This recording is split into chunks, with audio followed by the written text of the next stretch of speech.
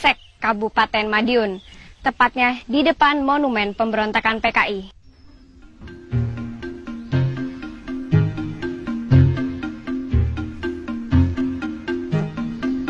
Persaudaraan Setia Hati Trate dibentuk tahun 1922 atas prakarsa Ki Hajar Harjo Utomo di Desa Pilangbango, Madiun. Awal perintisannya, organisasi bela diri ini bernama Setia Hati Pencak Sport Club, dengan misi membekali pemuda dengan ilmu bela diri untuk menantang Belanda, dan sempat berubah menjadi Setia Hati Pemuda Sport Club.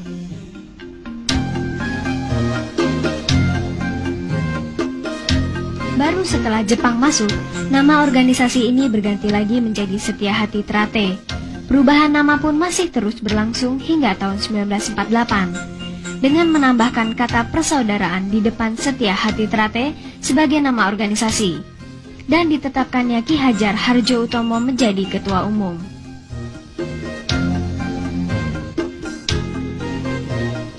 Meski begitu, nama perguruan ini belum muncul ke permukaan, sehingga belum dikenal masyarakat luas.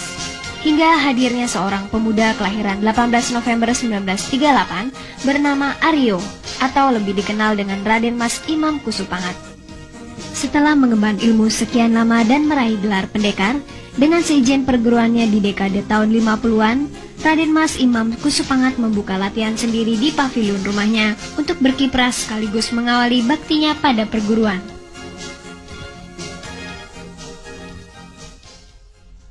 Siapa sebenarnya RM Imam Kusupangat? Dialah pendobrak di dalam organisasi Persaudaraan Setia Hati Trate ini. Beliau mengikuti latihan Setia Hati Trate sejak tahun 1955 dan disahkan menjadi warga Persaudaraan Setia Hati Trate ini tahun 58. Kemudian mengikuti pertandingan pertama kali di Kota Madiun menjadi juara yang pertama.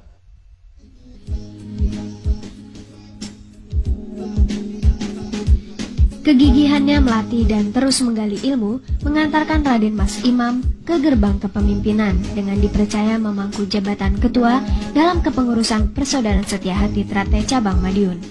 Baru tahun 1970 ia diangkat sebagai Ketua Umum Setia Hati Trate Pusat Madiun. Sedemikian besar kepercayaan yang diamanatkan kepadanya membuat Pak Imam lebih mencurahkan segenap tenaga dan pikiran untuk perguruan. Beliau mulai menentukan kebijaksanaan baru, kemudian melakukan terobosan-terobosan hingga mengalami kemajuan cukup berarti. Hal ini membuat nama Setia Hati Trate mencuat ke permukaan dan kian menyerbat tidak hanya di sekitar Madiun, tapi merambat ke Solo, Semarang, Surabaya, Malang, dan Mojokerto. Setia Hati Trate pula menjadi salah satu perguruan yang mendukung berdirinya induk organisasi pencaksilat IPSI.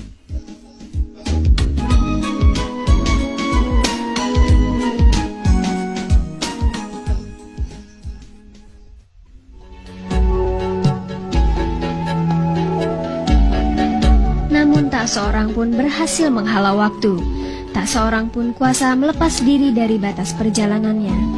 Manusia hanya punya hak sebatas berencana, kepastian dan penentu tetap berada di tangannya. Masih banyak rencana Pak Imam dalam memajukan Setia Hati Trate. Namun tanggal 16 November 1987 beliau mengakhiri perjalanan hidup dan dimakamkan di makam keluarga di Desa Taman Madiun.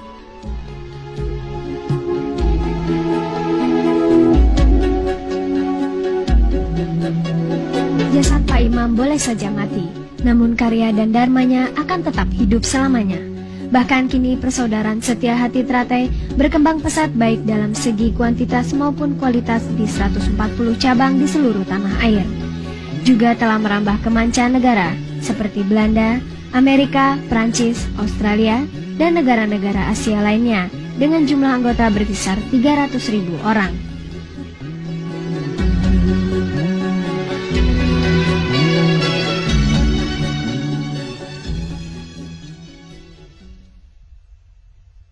I knew about Setia Hati from a friend of mine. He was already training, so I went look and I knew this is what I want to do. I find interesting from Setia Hati the philosophy, the inner part for the person, the development for yourself.